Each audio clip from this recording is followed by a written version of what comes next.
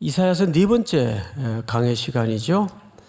1절을 보시면 아모스의 아들 이사야가 받은 바 그랬어요. 받은 바. 이 받았다라는 말은 보았다라는 뜻이기도 합니다. 우리 1장 한 장을 뒤로 넘겨서 1절을 보시면 유사한 패턴으로 시작을 하죠. 1장 1절을 보시면 유다왕 우시아와 요담과 아하스와 히스기야 시대에 아모스의 아들 이사야가 유다와 예루살렘에 관하여 무슨 계시라? 본 계시라. 그러니까 보았다라는 말이 사실은 더 정확합니다. 그러니까 이사야서는 하나님의 미래의 어떤 확정된 그림을 이사야로 하여금 미리 보여주시는 하나님의 꿈입니다. 하나님의 꿈을 누가 붙잡은 거죠? 이사야 선지자의 비전으로 보여주신 겁니다. 믿습니까? 그래서 1장과 2장에 큰 차이점이 있다면 1장은 과거에서 현재까지의 이스라엘의 참담한 현실, 그리고 이제 2장은 장차 하나님은 그럼에도 불구하고 이 백성을 어디로 안내할 것인가에 대한 궁극의 그림을 이사야 선지자로 하여금 미리 하나님의 시선으로 보여주시는 겁니다. 믿습니까? 그러니까 12장까지 우리가 앞으로 볼 텐데 전체 무슨 그림인가 하면 하나님의 마음을 이사야의 눈에 넣어서 다가올 하나님의 확정된 그림을 미리 맛보게 하시고 선포케 하시고 보여주시는 하나님의 꿈을 얘기합니다. 이사야 강의를 들으면서 여러분들이 그런 하나님의 꿈을 만나고 또 이 시대를 향하신 아버지의 비전을 만날 수 있는 큰 복이 있기를 주의 이름으로 축원합니다. 자, 그런데 2절을 보세요. 2절을 보시면 말이래 그랬어요. 말이래. 자, 잠깐 앞을 보십시다. 여기 말이래 그러니까 뭐 8월이면 공과금 내는 31일이라든지 그런 말이래 개념이 아닙니다. 여기서는 정확하게 감추어진 날. 그러나 아직은 드러나지 않는 날. 그런데 이 말일은 하나님의 계획이 본격적으로 개입되어서 그것이 다 결실하고 보여지고 만져지고 드러나는 어떤 감추어진 날을 그냥 말이래라는 표현으로 썼어요. 그러니까 이 말일은 어떤 시간의 끝을 얘기한다든지 그런 의미가 아닙니다. 정확하게 하나님의 감추어진 시간. 믿습니까? 자, 그런데 말일에 여호와의 전에 산이, 여호와의 전에 산이면 무슨 산으로 우리 많이 알고 있죠? 그렇습니다. 시온산입니다. 근데 시온산이 이렇게 높은 산은 아니에요. 시온산이 모든 산 꼭대기에 굳게 설 것이요 모든 작은 산 위에 뛰어나리니 만방이 그리로 뭐 할 것이라? 모여들 것이라. 지금 이 놀라운 이 기막힌 꿈 같은 장면을 하나님의 마음에 있는 내용을 누구의 눈에 보여주시는 거죠? 그렇습니다. 이사야의 눈에 미리 담아서 보여주시는 거예요. 자, 그런데 여기 모여들 것이라 그래서요. 모여든다는 말은 흐른다. 원래 원뜻은 흘러간다. 자, 그러면 물어봅시다. 흐르는 것은 중력의 법칙을 따라서 높은 데서 낮은 곳으로 흐릅니까? 낮은 곳에서 높은 곳으로 흐릅니까? 높은 곳에서 낮은 곳으로 흐르죠. 이게 질서예요. 원칙이에요. 그런데 만방이 몰려들 것이다. 근데 이 몰려든다는 말이 무슨 뜻이냐 봤더니 흐른다라는 의미예요. 그럼 흐르면 올라가겠어요? 내려가겠어요? 그게 중력의 법칙이에요. 그런데 여기서는 시온산을 향해서 어떻게 해야 돼요? 올라가야 돼요. 그 올라간다를 흐른다고 그런 개념을 더더군다나 사용할 수 있는 거예요? 여기에 문학적 상상력이 좀 필요합니다. 오르는 거는 숨이 가쁘고 중력의 법칙을 거스려야 돼요. 그런데 이거를 왜 흐른다라는 표현을 썼을까요? 여기에는 시온산을 향한 열방들의 몰려듦, 흐름은 그만큼 격렬하게 모아질 것이다. 그 시온산을 사모하는 열방의 헐떡거림의 사모함이 그렇게 격할 것이다. 이거를 문예적으로 이렇게 표현을 한 겁니다. 이해가 됩니다, 안 됩니다? 네. 되는 줄 믿습니다. 네, 되는 줄 믿습니다. 그러니까 어느 정도 장래 그림은 이게 거슬러 올라가야 되는 질서인데 마치 물이 흐르듯 글로 열방이 달려갈 것이다. 시온산을 향해서. 그런 문학적 표현을 의도적으로 쓴 겁니다. 우리도 그럴 때가 있죠. 코로나 때 그런 정서를 좀 많이 봤는데 한날은 주일날 어느 청년이 막 로비에 들어오자마자 주저앉아서 헝헝 울었어요.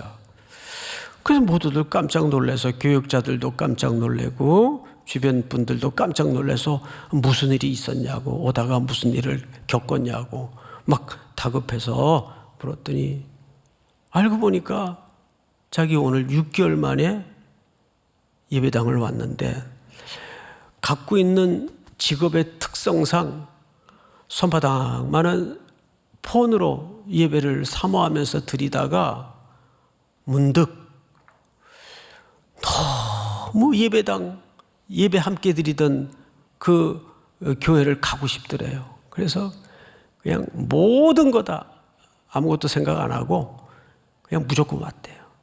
그래서 탁 교회 안에 발을 들여놓는 순간 이렇게 마음이 봇물 터지듯 터진 거예요. 그래서 앉아가지고 펑펑 우는 것을 우리 교육자님들이 달랜 적이 있어요. 그런 거죠. 열방이 장래에는 그런 마음이 무너지고 마음이 터지듯 시온산을 향해서 흐르는 거예요. 이게 올라가는 방향인데 시온산을 향해서 쇄도하는 거예요. 믿습니까? 그런 사모한 그림을 이사야의 눈에 담아서 미리 보여주는 겁니다. 이 숨막히는 하나님의 꿈. 그 하나님의 꿈을 누구의 비전으로?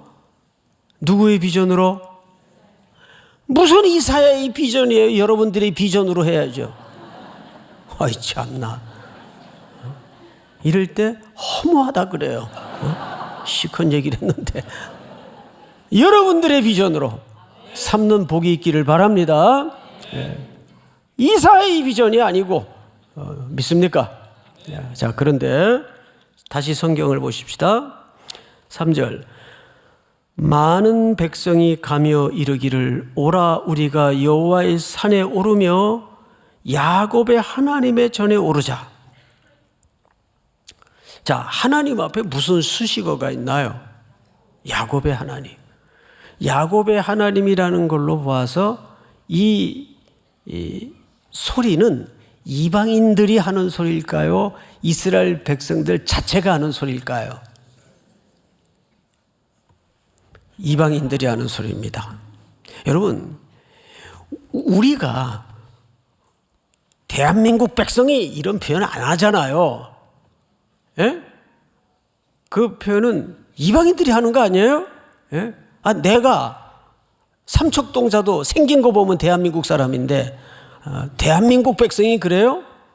여기서 야곱의 족속의 하나님이라는 말은 어마어마한 첫 번째 오늘 말씀을 통해서 여러분들이 붙잡아야 될 선교적 명령입니다. 열방들이 누구를 통해 하나님을 알게 됐다는 뜻입니까? 이스라엘 백성들을 통해서, 야곱의 족속을 통해서. 와, 저 작은 민족이, 저 볼품없는 민족이 하나님이라는 신이 함께하니까 천하 무적이 되고 천하에 넘볼 수 없는 민족이 되는구나. 그거를 요셉의 시대도 그랬고, 야곱을 수많은 원수들이 무너뜨리려고 했지만 못 무너뜨렸어요. 해하지 못했어요. 한 시대가 요셉을 무너뜨리려 했지만 무너뜨리지 못했어요. 열방들이 그거를 보는 거예요.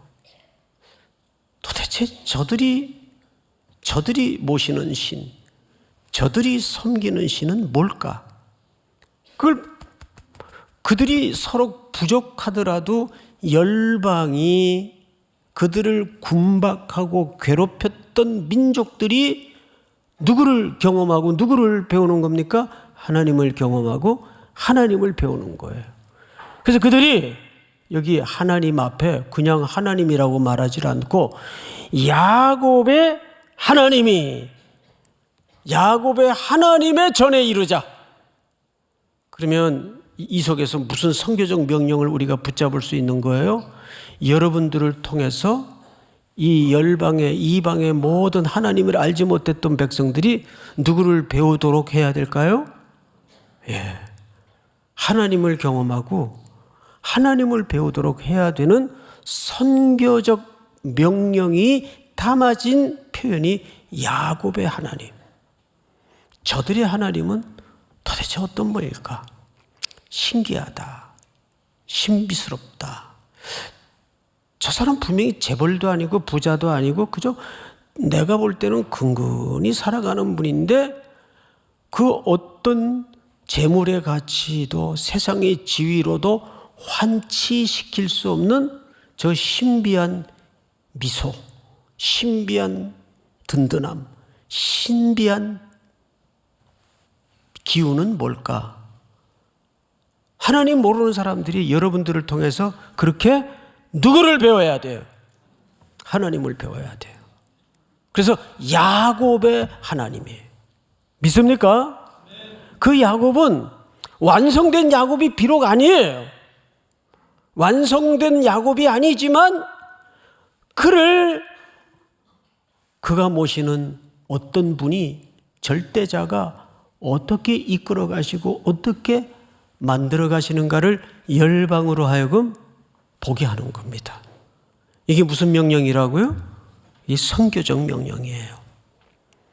그것은 국경을 넘어 꼭 가방 들고 나가야만 선교를 할 수 있는 게 아니고 넓게는 그런 범주에 속하지만 작게는 현실적으로는 여러분들의 일상 속에서 나를 매일 힘들게 하는 그 부장님에게 하나님의 살아계심을 보게 만들고 나를 늘 힘들게 하는 내 고참에게 하나님의 살아계심을 보게 만들고 그러려면 여러분들이 하나님을 신뢰하고 그분을 의지하는 그림을 일상에서 드러내야만이 가능한 일입니다.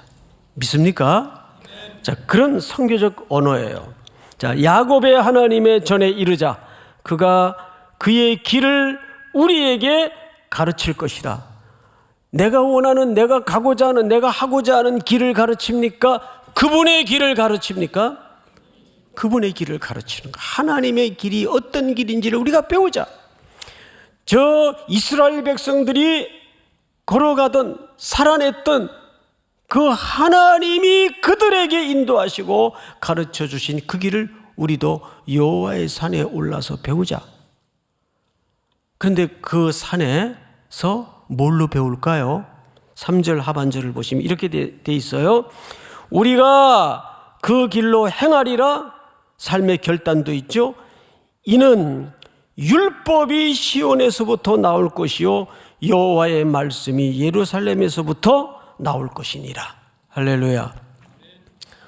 그러니까 열방이 뭐에 대한 목마름이 마음에 가난한 마음으로 가득 찼죠? 하나님 말씀에 대한 열망으로 열방이 몰려들기 시작하는 거예요. 저 시온산을 향해서 물이 흐르듯 그냥 콸콸콸콸 쇄도하듯 그렇게 열방이 모여드는 이 놀라운 그림을 하나님의 마음에 있는 내용을 이사야 선지자에게, 아니 오늘 이 시간 우리 3일의 성도들에게 보여주고 만나게 하는 겁니다. 믿습니까? 자, 그런데 4절을 볼까요? 그가 열방 사이에 판단하시며, 이 판단하다 샤파트는 미시파트에서 나온 뿌리가 같습니다. 그러니까 하나님의 통치를 얘기합니다. 여기서는 누가 틀렸고 누가 맞았고 이 얘기를 하고자 하는 게 아니고 하나님이 좌정하셔서 하나님이 드디어 본격적으로 통치를 시작하신다. 누구에게까지? 열방에게까지. 자, 4절을 다시 보십시다. 그가 열방 사이에 판단하시며 많은 백성을 판결하시리니 무리가 그들의 칼을 쳐서 뭘 만들어요? 칼은 뭐고 보습은 뭐예요? 자, 제가 노량진에 좀 살아봐서 보습 학원이라는 학원을 많이 봤어요. 보습이 뭡니까? 뭐 이렇게 촉촉하게 하는 보습제예요? 농기구를 얘기하는 거예요. 이 삽자루 같은 데다가 이 끈을 매달아 가지고 앞에 뭐 짐승이라든지 몇 사람이 쭉 끌고 가면 그 흙이 고랑이 패지고 농사 작업이 진행이 되죠. 그런 농기구를 얘기하는 거예요. 그럼 농기구는 농사 짓는 기구란 말이에요. 농사는 왜 지어요? 사람을 먹여 살리려고 지어요. 칼은 뭐 하는 겁니까? 칼은 상대를 죽이고 뺏고 네가 안 죽으면 내가 죽으니까 피가 엉키고 피가 튀는 살상무기예요. 그거를 쳐서 보습을 만든다는 이야기는 과거 하나님의 말씀을 알지 못할 때는 어떻게든 내가 내 파일을 많이 확보해서 내 가족, 내 자식들만 먹여 살리는데 내 인생을 몰두하기에 바빴어요. 그러니까 내 손에 칼이 들려져야 돼요. 그래야 나도 살고 내 가족도 살아요. 이게 보통 사람들이 살아가는 삶의 방식이고 양식입니다. 양태입니다. 자, 그런데 보습을 만든다는 것은 농기구를 만들어서 어떻게 하겠다는 얘기예요. 이제는 사람을 죽이는 삶에서 뭐 현실적으로 얘기하면 내가 5,000명분을 혼자 먹고 살겠다는 그런 야무락진 꿈에서 내가 5,000명 아니라 5만 명을 나에게 허락한 인생의 모든 분복 동안, 시간 동안 먹여 살리겠다는 꿈으로 바뀌는 겁니다. 믿습니까? 이것이 이사야 선지자에게 보여주시는 하나님의 꿈이에요. 그러니까 한국교회는 절대 개토화가 되어서는 안 돼요. 뭐 우리 교회만 잘 되면 되지. 아니요. 이 지구촌에 있는 모든 열방의 교회들이 또 교회를 넘어서, 교회라는 담장을 넘어서 영육 간의 곰핍에 있는, 이번 주간에도 우리가 아프가니스탄 또는 중동 지역에서 흘러온 난민들을 위해서 또 청년들이 먼 길을 떠납니다. 왜 그런 수고를, 재정적인 지출을 해야 됩니까? 그럼 몇 명 된다고 그거 해봐야 뭐 티나 나요? 그래도 가야 됩니다. 떠나야 돼요. 여러분, 바로 이것이, 그렇게 하면 내 노력도 소비가 되고 우리의 재정도 소비가 되는 거 알아요? 누가 몰라요? 그 시간 조금 혼자 개인적으로 여유 가지고 쉬면서 좀 엔조이하고, 엔조이할 시간이 어디 있어요, 인생에? 엔조이할 시간이 어디 있어요? 어떻게 하든 땅끝까지 가서 한 명에게라도 예수 그리스도의 복음을 전하고 가르치는 것.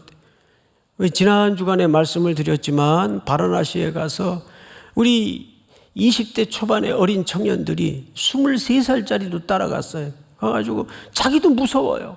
그 거리를 지나는 곳조차가 두려운데 무서운데, 또 상대는 막 귀신이 들려가지고 막 해롱해롱거리고 그러는 광경을 보니까 얼마나 어린 청년들이 무섭겠어요.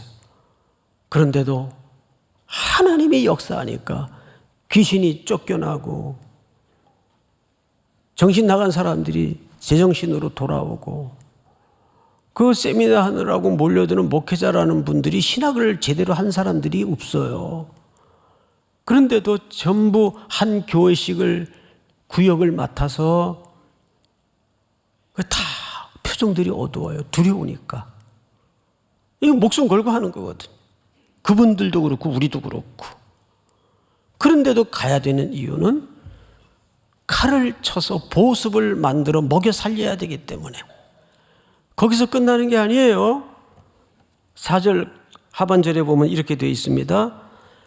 다시는 뭐를 준비하지 아니하리라?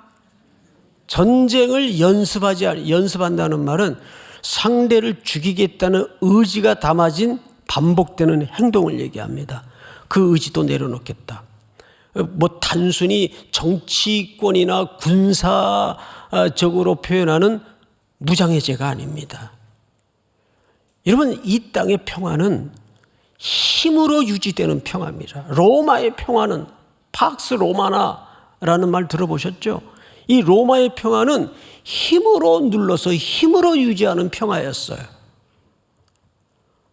그리고 미국의 레이건 대통령 때 당시 소련이었죠. 소비에트 유니언이었는데 스타워즈라는 프로젝트로 군비 경쟁을 벌였어요. 그리고 그 정부, 그 세대가 지나가니까 이제 군비 감축, 너희 그 핵폭탄 10개 내려놔, 우리도 10개 내려놓게, 이렇게 긴장감이 기초된 힘의 균형에 의지해서 유지되는 평화예요. 이 땅의 평화라는 게. 지금 또 최근 세계적인 이슈가 한미일 이 동맹과 단합 회의입니다. 여기에 계속 지금 중국 그리고 러시아가 맞득치 않아서 비난과 또 위협을 쏟아냅니다.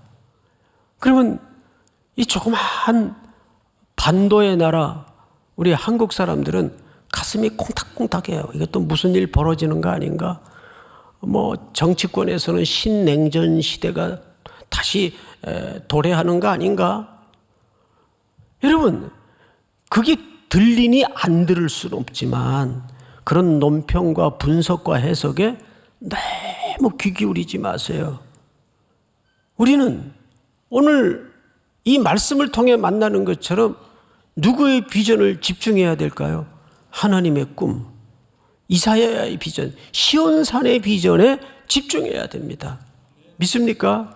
어차피 역사는 하나님이 주권을 가지고 그분의 계획과 그분의 의도대로 가게 돼 있어요.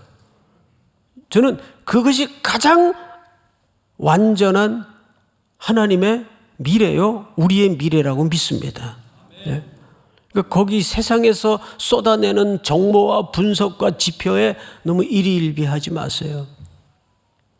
심지어는 예배 시간에도 올랐네, 뭐 이러고 있으면 안 되죠. 예배 시간에는 들어올 때 다 끄고 오세요. 예배 시간에도 그런 사람들이 있어요. 심지어는 칼을 쳐서 보습을 만들고 창을 쳐서 창을 녹여서 낫을 만들고 전부 죽이던 의도의 삶에서 이제는 이웃을 먹여 살리겠다는 꿈으로 바뀌는 거예요. 이거는 힘이, 어떤 억압된 억누름이 가져다주는 변화일 수가 없어요. 복음과 하나님의 사랑만이 가져다주는 변화입니다. 이 시대는 그 해답밖에 없어요. 자, 그런데 이제 5절로 넘어가 보십시다. 야곱의 족속아, 3절에서도 봤죠? 야곱의 족속아 오라, 우리가 여호와의 빛에 행하자. 여러분, 오라라는 말은 지금 이들이 여호와의 빛에 있다는 얘기입니까? 지금 어딘가 멀리 떠나 있다는 얘기입니까? 그것이 일장의 현실이었어요. 어찌하여 신실하던 성읍이 창기가 되었는고. 우리 지난주 현실이었죠. 유다와 예루살렘이 빠진 처해 있는 현실이었어요. 이제 이런 꿈을 미리 보여주시면서 하나님의 마음을 보여주시고 이사야의 눈에 넣어서 시온산의 비전을 보여주셨어요. 이제 현실적으로 들어갑니다. 그러니까 돌아오라. 그리고 이렇게 얘기합니다. 우리가 여호와의 빛으로 가자입니까? 빛에 행하자입니까? 달라요. 정확히는 여호와의 빛 속에서 걸어가자, 그 뜻이에요. 그러니까 이미 이들은 하나님의 백성인데도 불구하고, 빛 속에 있는데도 불구하고 계속 눈 감고 귀 막고 안 듣고 안 보고 어둠 속을 스스로 자처하여 걷고 있는 상태를 얘기합니다. 매주 하나님의 말씀이 선포되고 매주 예배자로 현장에 와 있는데 계속 토한 것을 도로 집어먹는 삶을 살고 있다면, 그래서 그 얘기를 이렇게 합니다. 6절 같이 한번 읽읍시다. 시작. 주께서 주의 백성 야곱 족속을 버리셨음은 그들에게 동방 풍속이 가득하며 그들이 블레셋 사람들 같이 점을 치며 이방인과 더불어 손을 잡아 언약하였음이라. 여기 동방풍속이라는 것은 그들이 어떤 어둠에 지금 던져져 있는가 하면 세 가지 어둠에 던져져 있는데, 여기 가득하다라는 말은 거기에 이미 푹 담아져 있다, 그 뜻입니다. 이 풍속이라는 것은 문화를 얘기합니다. 지난주도 잠깐 언급을 드렸지만, 여러분, 문화라는 것은 하루아침에 갑자기 떨어지는 게 문화가 아니에요. 오랜 세월 천착되어서 자기도 모르는 사이에 익숙해 있고, 이게 선인지 악인지도 구분하지 못한 채 젖어 있는 상태가 문화입니다. 문화. 이미 이스라엘 백성들이 하나님의 공동체 문화를 저버리고 이방 동방 풍속의 문화에 깊이 쩌들었어요. 우리 그리스도인들 가운데는 그런 모습이 없을까요? 그러니까 방송들 볼 때 조심해야 돼요. 제일 좋은 거는 안 보는 게 상책이고, 안 볼 수 없다면 그런 좀 분별력을 가지고 보는 것이 좋습니다. 그래서 아이들한테는 가능하면 그 말도 안 되는 TV에 그 곁들이는 그 우상 문화를 담지 않도록 경계시켜야 됩니다. 요즘 이 타로 같은 거는 젊은이들이 아주 문화로 자리 잡았어요. 이거 안 나오는 방송이 있던가요? 틀면 다 나와요. 뭐 점보러 다니는 문화. 이사 가는데 그리스도인들이 왜 길이를 찾아요? 에브리데이 길일입니다. 우리들에게는 뭔 길일이 따로 있어요? 매일 주님의 날이죠. 네? 매일 길일입니다. 아무 때나 이사 가세요. 아무 때나. 그런 사고방식들, 동방풍속이 가득하고, 두 번째 가득한 게 뭘까요? 7절을 보세요. 땅에는 은금이 가득하고 보화가 무한하며 그 땅에는 마필이 가득하고 병거가 무수하며. 자, 앞을 보실까요?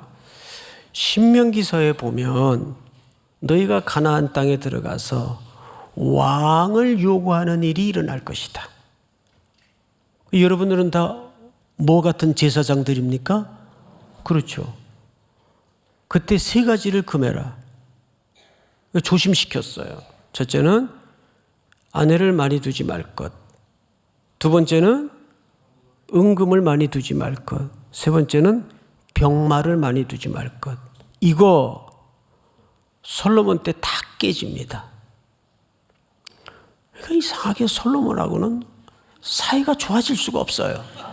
네? 이게 솔로몬 때 다 깨집니다. 왜 그랬을까요? 그 금지한 이유가 뭘까요? 이 백성은 하나님만 의지해서 살도록 만들어졌어요. 그렇게 설계된 겁니다. 근데 그런 것들을 점점 확보해서 자기들을 지키고 자기들의 든든한 안위로 삼는다면 하나님 옳게 의지할 수 있을까요? 옳게 의지할 수 없어요. 그러니까 불안하죠. 그러니까 그런 것들을 점점 더 많이 확충합니다. 병마사들이고 솔로몬 때 애굽에서 얼마나 많은 병마를 수입해다 놓았습니까? 너무 많이 수입해 와가지고 도로 팔아요, 그거를. 이런 일들이 이스라엘 땅에서 벌어지는 거예요. 그러니까 그 행위 속에는 하나님을 제대로 의지하지 못하는 깊은 불신앙을 여지없이 드러내는 거죠. 그런 것도 지키려니까 더 많은 착취가 일어나고 더 많은 군비 확충이 일어나고 백성들은 계속 죽어라 하고. 근데 이게 꼭 뭐와 맞물리는지 아세요? 마지막 세 번째로 우상 숭배와 맞물려요. 8절을 보십시다. 그 땅에는 우상도 가득하므로 그들이 자기 손으로 짓고 자기 손가락으로 만든 것을 경배하며. 왜 그럴까요? 눈에 보이는 우상이 자기들에게 복을 주는 방법이 더 확실해 보이니까 그런 것들을 더 많이 확충하고 더 많이 보장시키고 하기 위해서 우상 숭배에 더 열광적으로 빠지게 되어 있습니다. 여러분, 어느 나라든지 이 만몬의 신이 우상이 되어 있는 데는 우상 숭배도 같이 발전을 합니다. 꼭 그렇게 공식이 돼 있어요. 자, 여기 세 가지가 가득하다 그랬어요. 동방풍습, 이방의 문화가 가득하고 금은보화와 병마와 마필이 가득하고 세 번째는 우상 숭배가 가득하고. 자, 이것을 어떻게 해야 될까요? 9절을 보십시다. 천한 자도 절하며 귀한 자도 굴복하오니. 그러니까 이런 만몬의 우상 앞에는 빈부귀천이 없더라. 다 넘어지더라 그 말이죠. 로마서 3장을 빌려 표현하자면 모든 사람이 죄를 범하였음에 하나님의 영광에 이르지 못했다. 정확히 그 표현입니다. 천한 자도 굴복하고 귀한 자도 굴복하고 뭐 앞에는? 돈 앞에는 장사가 없더라 그 말이에요. 자, 10절. 너희는 바위 틈에 들어가며 진토에 숨어 여호와의 위엄과 그 광대하심의 영광을 피하라. 그리고 11절 다 같이 한번 읽겠습니다. 시작. 그날에 눈이 높은 자가 낮아지며 교만한 자가 굴복되고 여호와께서 홀로 높임을 받으시리라. 여기서 말하는 이 11절의 결론은 답은 여호와께 피하는 길 외에는 답이 없다 그 뜻입니다. 인류는 여호와께 피하는 길 외에는 답이 없어요. 절망스러워 보이는, 그러니까 처음에는 4절까지 누구의 비전을, 누구의 꿈을 보여주셨습니까? 하나님의 비전과 하나님의 꿈을 시온산의 비전으로 보여주셨어요. 그 숨막히는 비전이 이루어지기 위해서 이 백성들은 여호와의 빛 속으로 걸을 수 있도록 돌아와야 됩니다. 이것이 유일한 길이에요. 여러분, 이 회복을 위해서 예수 그리스도께서 십자가에 높이 달리셨습니다. 거기에서 그분이 구리뱀을 장대 끝에 달아 죽을 수 있었던 이스라엘 백성들이 건짐을 받은 것처럼 예수 그리스도께서 높이 나무에 달리셔서 인류를 위해서, 인류의 궁극적인 진정한 회복을 위해서 죽으신 겁니다. 그러니까 그분만 바라보고 그분께로 피하는 것만이 시대가 살 길이고 인류가 살 길입니다. 그래서 우리는 여름이고 겨울이고 밤낮 구분하지 않고 연세 드신 분이나 젊은이들이 현장으로 떠나는 겁니다. 주님 다시 오시는 그날까지 이 시온산의 꿈이 하나님의 비전이 되고 하나님의 비전이 여러분들의 꿈이 되는 복된 순종과 은혜가 있기를 축복합니다. 우리 다 일어나십시다.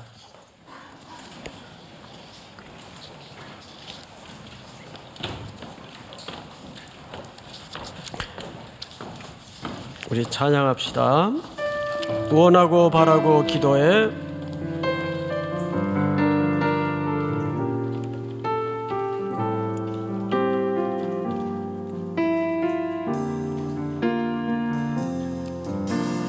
이 세상을 살아가는 동안에 나의 힘을 의지할 수 없으니 기도하고 낙심하지 말 것은 주께서 참 소망이 되심이라. 하나님의 꿈이 나의 비전이 되고 예수님의 성품이 나의 인격이 되고 성령님의 권능이 나의 능력이 되길 원하고 바라고 기도합니다.